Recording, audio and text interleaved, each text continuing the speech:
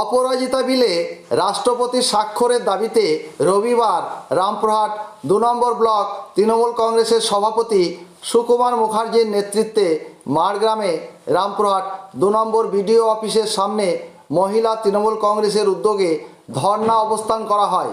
ধর্ণা মঞ্চে উপস্থিত ছিলেন বীরভূম জেলা মহিলা তৃণমূল কংগ্রেসের সভানেত্রী সাহারা মণ্ডল, নিতাই মাল, মাড়গ্রাম ১ নম্বর ও ২ নম্বর অঞ্চলের প্রধানসহ মহিলা তৃণমূল কংগ্রেসের সকল নেতৃত্ব। তাহলে আইনের সাজাটা খুব তাড়াতাড়ি হয়ে যাবে। ওদের একটা ভয় আছে বিজেপিদের, যে এই বিল পাস যদি করতে দিই, পশ্চিমবাংলায় তো হয়তো ১-১টা ধর্ষণ হয়, কিন্তু 18টা বিজেপি শাসিত রাজ্যে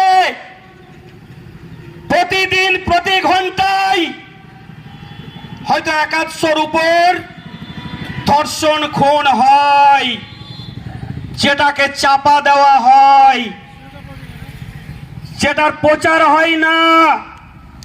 সমস্ত মিডিয়াদেরকে পয়সা দিয়ে কিনে নিয়েছে, তাদেরকে প্রচার করতে দেয় না।